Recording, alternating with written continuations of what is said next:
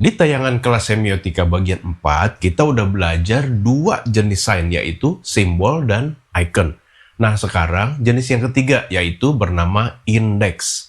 Cara ngertinya gampang. Tinggal lihat dari arti kata dasarnya, index, indication, atau indikasi.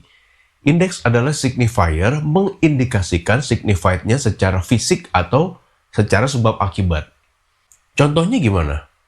Jejak kaki, bekas luka, termometer 40 derajat Celcius misalnya, bunyi alarm kebakaran, rambu lalu lintas jalan berkelok, tanda panah, foto wajah, dan lain-lain.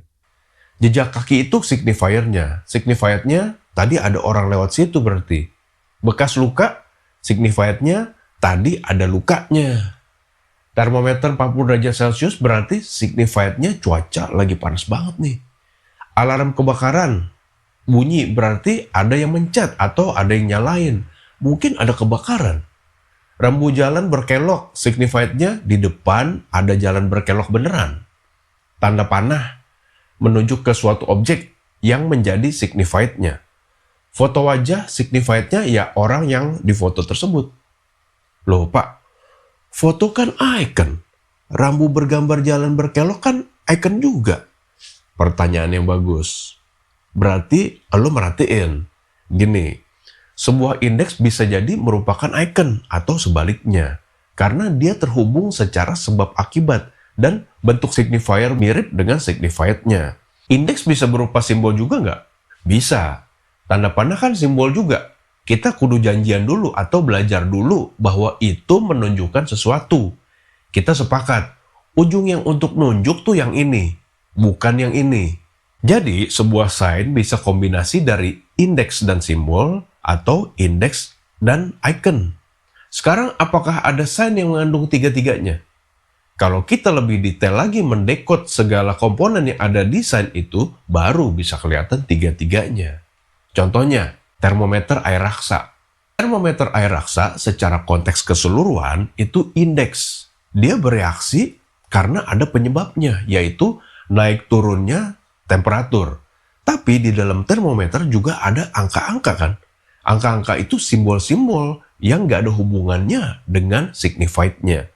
Lalu, tinggi rendahnya suhu secara visual kelihatan di cairan air raksa yang meninggi kalau panas dan menurun juga kalau dingin. Itu icon.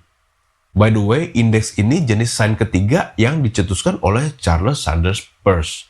Sedangkan Ferdinand de Saussure dan yang lebih awal lagi yaitu Santo Agustinus hanya menyatakan adanya icon yang bersifat natural dan simbol yang sifatnya tidak natural, yaitu melalui kesepakatan.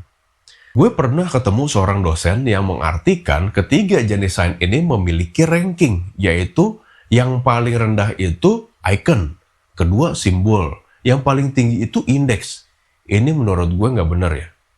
Icon, simbol, indeks itu nggak hierarkis, bukan ranking-rankingan. Ketiganya cuma cara mengelompokkan sign berdasarkan hubungan antara signifier dan signified-nya. Pak, apa arti semua ini? Untuk apa saya belajar ini? Ngapain kita ngomongin ginian, Pak? Sis bro, inget gak kalau lo mendekode sebetulnya lo lagi belajar untuk mengencode.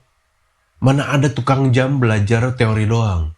Dia pasti latihan bongkar pasang jam berbagai jenis. Berkali-kali sampai mahir. Dalam semiotika juga begitu ya. Sebetulnya lagi belajar mendekode makna-makna dari sign. Supaya nantinya mahir mengencode jadi sebuah desain yang baru dan inovatif.